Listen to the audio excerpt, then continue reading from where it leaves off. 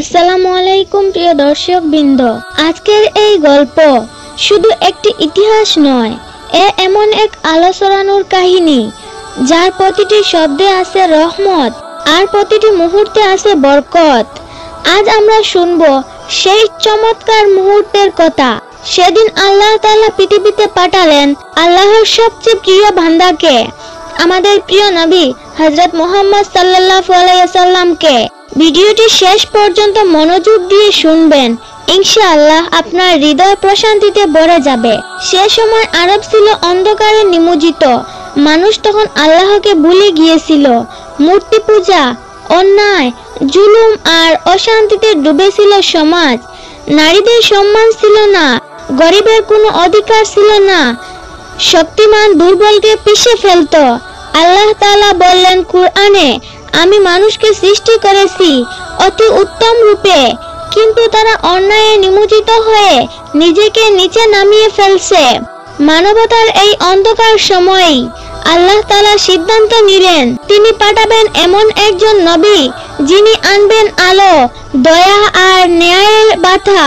মক্কার এক পবিত্র পরিবারে জন্ম নিচ্ছেন সেই নূরের সন্তান, বনি হাসিম গোত্রের মহিয়সী নারী আমিনা ইবনে ওহাব রাদিয়াল্লাহু আনহা।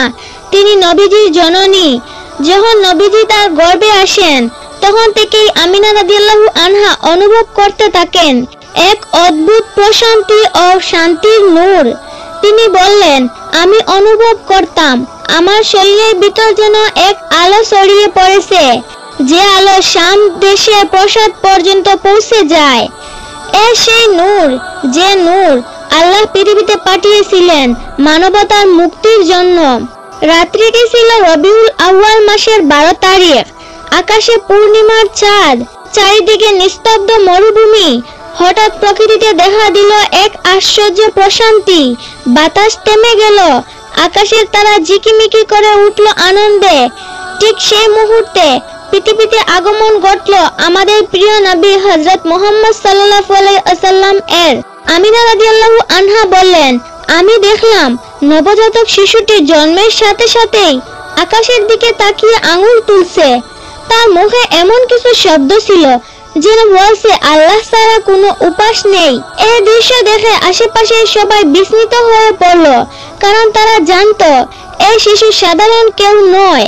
নবীজির জন্মের সাথে সাথেই ঘটল একের পর এক আশ্চর্য ঘটনা। পার্সের আগুনের মন্দিরের আগুন, যা হাজার বছর ধরে জ্বলছিল, হঠাৎ নিভে গেল। কিসপার রাজপ্রাসাদের 14টি মিনার ভেঙে পড়ল, যা ইঙ্গিত করছিল অন্যায় রাজত্বের পতন আর ন্যায়ের যুগের সূচনা। বাইজান্তের নদীগুলোতে শুকনো পানি আবার প্রবাহিত হলো। আরবের মরুভূমিতে শুকনো কূপে পানি উঠে এলো। পশু পাখি আনন্দে লাফাতে লাগলো, গাছপালা সবুজ হয়ে উঠলো। এ যেন পুরো সৃষ্টি জানতো আজ পৃথিবী পেয়েছে মহান নবীকে। আল্লাহ তাআলা কুরআনে বললেন, আমি তোমাকে পাঠিয়েছি সমগ্র জগতের জন্য রহমত স্বরূপ। সূরা আম্বিয়া আয়াত 107। আরেক স্থানে বলছেন, নিশ্চয় তোমার আগমনে আল্লাহ মুমিনদের প্রতি অনুগ্রহ করেছেন। সূরা আলে ইমরান আয়াত 164। এই আয়াতগুলো প্রমাণ করে নবীজির জন্ম ছিল শুধু মক্কার জন্য নয়, বরং সমস্ত মানব জাতির জন্য আল্লাহর রহমত। নবীজির জন্মের কিছুদিন পর আরবের প্রথা অনুযায়ী শিশুদেরকে গ্রামের দাদিমাদের কাছে দুধ পান করানোর জন্য পাঠানো হতো। সেই সময়ে হালিমা সাদিয়া রাদিয়াল্লাহু আনহা নামের এক দরিদ্র মহিলা মক্কায় এলেন। উনার দুম্বাটি দুর্বল, উটের দুধ শুকিয়ে গেছে, বুকে দুধও আসে না। সব নবজাতকের মা তাদের সন্তানের জন্য ধনী পরিবার খুঁজে নিল। কেউ এতিম শিশুটিকে নিতে চাইল না, কেউ এতিম শিশুটিকে নিতে রাজি হলো না। শেষে হালিমা রাদিয়াল্লাহু আনহা বললেন, চলো আমি অনাথ শিশুটিকে নিয়ে যাই, হয়তো বরকত হবে। আর সুবহানাল্লাহ, যেই মুহূর্তে তিনি নবীজিকে কুলে নিলেন তার মুখে হাসি ফুটে উঠল, বুকে দুধ চলে এলো, উট গাদা সবল হয়ে উঠল। হালিমা রাদিয়াল্লাহু আনহার ঘরে বরকত ছুঁয়ে গেল। হালিমা রাদিয়াল্লাহু আনহা বললেন, যেদিন আমি নবীজিকে কুলে নিয়েছিলাম সেই দিন থেকেই আমার জীবনের সুখ শান্তি আর বরকত নেমে আসে। আমার বাড়ির পশুগুলো দুধ দিতে শুরু করলো, আমাদের মাঠ সবুজ হয়ে গেল। আমি বুঝে গেলাম এই শিশু আল্লাহর বিশেষ রহমতের সন্তান। নবীজির শৈশব থেকেই দেখা যেত আল্লাহর নির্দেশন। একদিন তিনি শিশু অবস্থায় সাথীদের সাথে খেলছিলেন, ঠিক তখন দুইজন ফেরেশতা এসে তার বুক চিরে খুলে ফেললেন। হৃদয় থেকে এক কালো বিন্দু বের করে তা ধুয়ে পরিষ্কার করে দিলেন।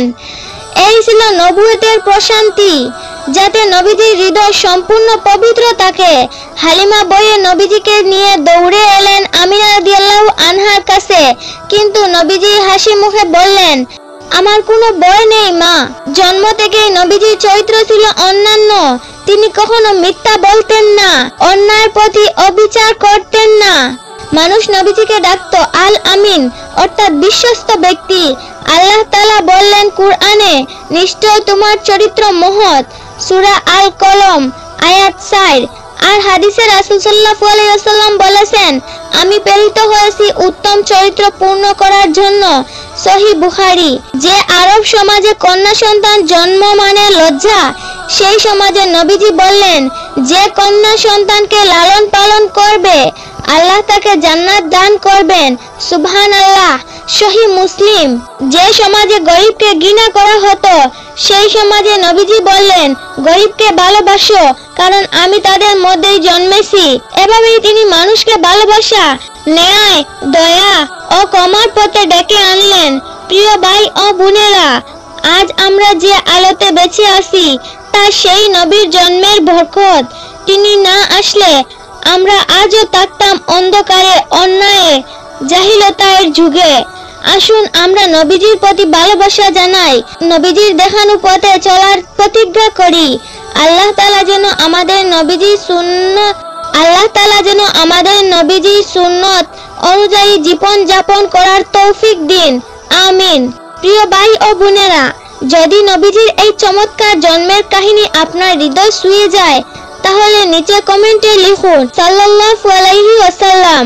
ভিডিওটিতে একটি লাইক, কমেন্ট ও শেয়ার করুন, যাতে এই বরকতের গল্প পৌঁছে যায় প্রতিটি মুসলমানের ঘরে। আর আমাদের ফেসবুক পেজ জীবন জাগরণ ফলো করতে ভুলবেন না। আমরা আবার আসবো এমনই অনুপ্রেরণামূলক ইসলামিক কাহিনী নিয়ে। ততক্ষণ পর্যন্ত আল্লাহ হাফেজ। আসসালামু আলাইকুম ওয়া রাহমাতুল্লাহ।